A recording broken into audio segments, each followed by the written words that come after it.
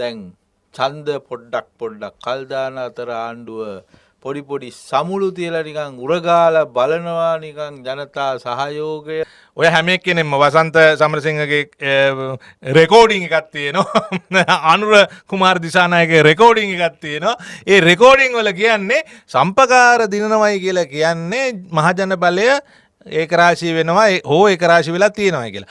හරිනි අමරසූරිය කියන්නේ ලංකාවේ අධ්‍යාපන ඇමතිනිය වෙලත් හරිනි අමරසූරියට මේ සමුළුවට එන්න බැරි වෙන්න ඒ තමන්ගෙම පිරිසකට තමයි අනුර කුමාර දිසානායකයි මහින්ද ජයසිංහයි ලාල් කාන්තයි ඔය කතා කළේ. දණ්ඩ නීති සංග්‍රහයේ ගුරුවරුන්ට දඬුවම් කරන්න බෑ කියන එක සහ ආදරය කරුණාව දෙන කාරණාව කෙසේ වෙතත්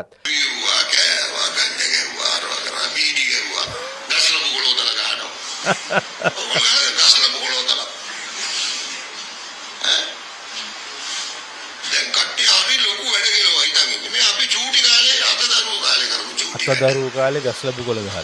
ඉන්නවා ජම්බු ගෙඩිය වගේ. පොඩ්ඩක් මාත් කොල්ලෙක් නේ තාම තරුණයෙක්නේ. අර මට නිකන් බලන්න වේද. ගුරු සමුළුවේදී ලාල්කාන්ත සහෝදරයාට මේ වගේ අවස්ථාවක් ලබා දීම ලේකවුස් ආයතනය ගෙවිය යුතුයි විජේදාස රාජපක්ෂ මහතාට දැන් ඒ කියන්නේ වන්දයක් වශයෙන් මිලියන 500ක් කියන්නේ කෝටි 50ක් රුපියල් කෝටි 50ක් මාලිමාකාරයෝ විතරක් නෙමෙයි ජෙවිපි කාරයෝ විතරක් නෙමෙයි හැම එකම ආපු හැම ආණ්ඩුවක්ම පාවිච්චි කළේ තාම නරක විදිහට. ඒක නිසා ඕකට කෙලවෙලා යන එකම තමයි